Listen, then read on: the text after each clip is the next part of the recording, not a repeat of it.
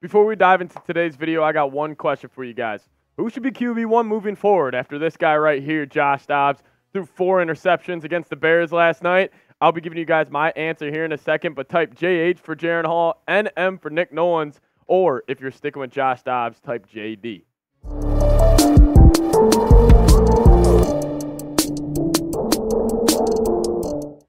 What's going on, guys? Welcome to the Minnesota Vikings Now by Chat Sports. My name is Patrick Siepman, and welcome in. Coming up here on today's show, who should be QB1 moving forward? We'll be diving into that, kind of going over some quotes from Kevin O'Connell as well, and then we'll also be just going over the top overreactions from probably the most boring football game I have possibly watched in my entire life, where the Bears beat the Vikings with a final score of 12-10. It was just an absolutely brutal game, and from start to finish, either team wanted to win that game, it looked like. But we'll be diving to the top overreactions. But I want to kick it to Kevin O'Connell here because he had some interesting quotes after the game on the QB position, and he said this. He says, we're going to take a look and really evaluate the inventory of plays we have at Josh. We got healthy. We got Jaren back available to us.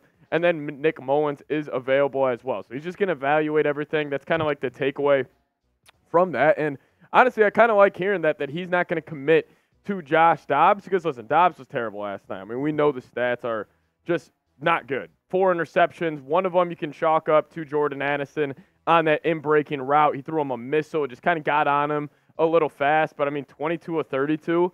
For 185 yards. I mean, it's really just nothing to write home about. And what's concerning here is only 11 rushing yards. Like, that is what Josh Dobbs does so well. That is his playmaker. That is his strength. And he didn't even use it last night. I don't know if that's on Kevin O'Connell. I don't know if that's on himself. Just not trying to get out of the pocket and such. But only 11 rushing yards cannot happen. And here's my overall take with the Josh Dobbs situation. The Jeremy Lin run that Josh Dobbs was on, I think it's over. The run is over for there's still a Josh Dobbs magical run that he had over the last 3 games, very similar to, Jeremy Lin when he had that 2-week stretch in the NBA where he looked like one of the best point guards in the league. I think this little Josh Dobbs run is coming to an end here, and that's why I get to this point. I think the Vikings should turn to Jaren Hall because you have to find out what you have. Because right now where the Vikings kind of set up, Dobbs, he's a free agent. Kirk Cousins is a free agent. You're going to have that question, do we draft a quarterback in the draft? Do we go J.J. McCarthy? Do we go Michael Penix? Do we go a guy like Bo Nix? Or do we even try to trade up and maybe even go all in and get a guy like Drake May? I think you have to find out what you have in Jaren Hall first, because when we did see Jaren Hall play against the Falcons this season, he actually looked pretty solid. He was 5 of 6, 78 yards, and he actually showed some good mobility. Obviously he was only a 5th-round pick, but we've seen 5th-round picks. Obviously, Tom Brady is an extreme example of that, or Dak Prescott in the 4th. But we've seen guys, get drafted later on and still perform well and become franchise quarterbacks. So, listen, you are going to need to figure out what you have with him first, and that's why I think the rest of this year, why not turn to him? Because the reality of the situation is the Vikings' Super Bowl chances ended when Kirk Cousins got hurt. But this season can still be fun, and I think we can kind of all buy in and kind of put our arms around a guy like Jaren Hall because, the Vikings, I'm not saying they were going to win the Super Bowl if Kirk stayed healthy, but they sure as hell had a better chance than not. Now, obviously, that he did tear his Achilles, and that's why I think you turn to Jaren Hall. You see what you have in him. Yes, Nick Mullins may give you a better chance, in the moment to win games in the near future, but I would just see what you have in Jaren Hall. You got to figure that out. And listen, this season can still be fun because the Vikings are right in the thick of things in the NFC playoff picture. They're sitting at 6-6 in the 7th seed. Green Bay's right on their heels, so that game on New Year's Eve, Sunday Night Football, could be for that final wildcard spot. But who's telling me? If it's Vikings in San Francisco, and yes, maybe it's Jaren Hall, maybe it's Josh Dobbs, you're still not going to be all in on that game, and you're going to be excited to watch. So this season can still be fun. Obviously, I think just the Super Bowl hopes, I think we all have to just be honest that those probably died when Kirk Cousins got hurt. So this is where the NFC picture looks right now. Vikings are the 7th seed. There's really no teams behind them that I'm too nervous about. Maybe the Green Bay Packers or the Los Angeles Rams. But besides that, I think the Vikings will probably make the playoffs. But I got to ask you guys, do you think the Vikings will make the playoffs? Y for yes, N for no. I'm going to make this the pinned comment on today's video. So if YouTube throws an ad break your way, sit back, let it play, answer today's pinned comment. Will the Vikings make the playoffs? All right, let's break it down. Some overreactions from the Bears loss. Excuse me, they just had to get that out. Overreactions coming up just around the corner, but I do want to give a huge shout out to today's sponsor, and that is Prize Picks. If you guys head to prizepicks.com/CLNS and use code CLNS, you're going to get a first deposit match up to $100. This was a lineup I was rolling with last night in the Monday Night Football game. I did not end up cashing out on this one. I had less on Justin Fields, 201 passing yards. Didn't end up going that way. I had more on Ty Chandler, 46.5, and I had less on Josh Dobbs, 232.5. But since I got that first deposit match up to $100, I'll be able to make some more lineups here in the future. So you guys got to get hooked up at prizepicks.com/CLNS and use code CLNS. Get that first deposit match today. Stay with fantasy, made easy. It's a ton of fun. Hey, even makes those boring games like we were watching last night pretty damn entertaining. So link for that in the comment section and description of today's show. Get hooked up with Prize Picks today. All right, overreactions from Monday Night Football. Number one, Kevin O'Connell.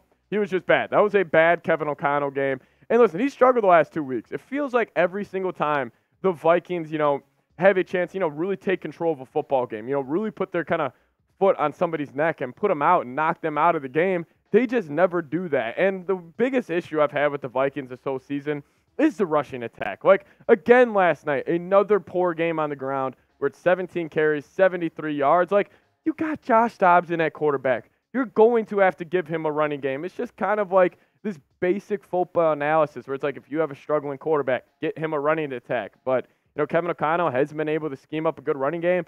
Frankly, over the first 2 seasons, he's been a head coach. First year, Vikings were 26. This year, they're bottom in the league as well. So Kevin O'Connell, bad game from him. Number 2, offensive line.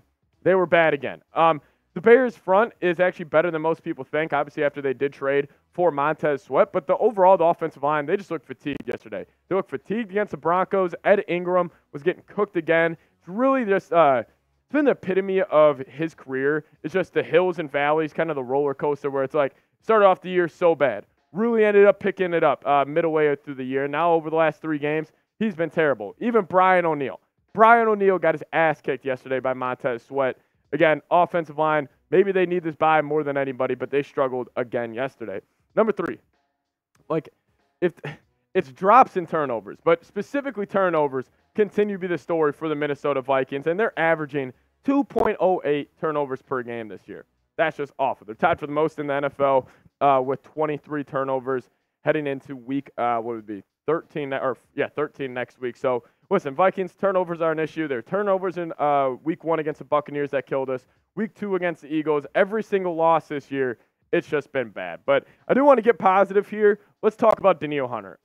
He should be in the Defensive Player of the Year conversation. He is having another fantastic year. He's tied for the league in sacks at 13.5. And yesterday, he killed the Bears. 9 tackles, 1.5 sacks, 2 TFLs, and 3 quarterback hits from him. He had that huge forced fumble when the Bears were driving to get the ball back for the Vikings that led to 7 the other way. So Danielle Hunter, one of the best edges in the league, and he is on an expiring deal.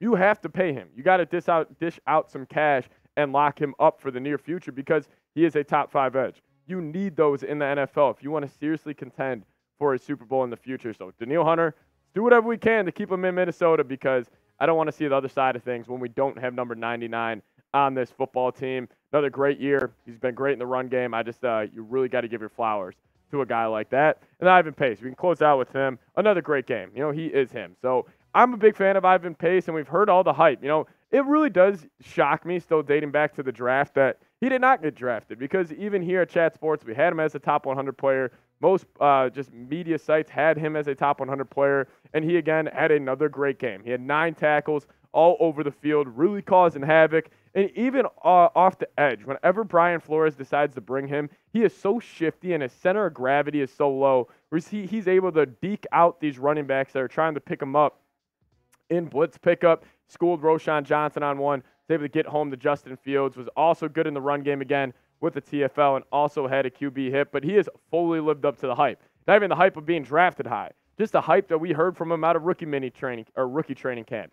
Through training camp with the whole team, and he's just been great. The preseason hype was legit as well. He's wearing the green dot. So, Ivan Pace, Danielle Hunter, there are some positives from this absolutely terrible game. I mean, defense didn't give up a touchdown. Like, that's a good thing. But, man, this offense just it just stinks. But, hey, if you still bleed purple, you made it all the way to the end of today's video, give me a like on today's video. I would really, really appreciate it. Season's not over, guys. It's going to be a fun year. I'm very excited to just, see where this goes. You're going to be able to watch Nick Mullins, Jaren Hall, or Josh Dobbs, see if you have anything in any of those guys, but hoping they do turn to the 5th-round rookie out of BYU in Jaren Hall. As always, guys, you guys give me a follow on Twitter as well. @PatSieps is the handle. Link for that in the comment section and description of today's show. Thank you guys so much for watching. See you guys next time. Skol Vikes.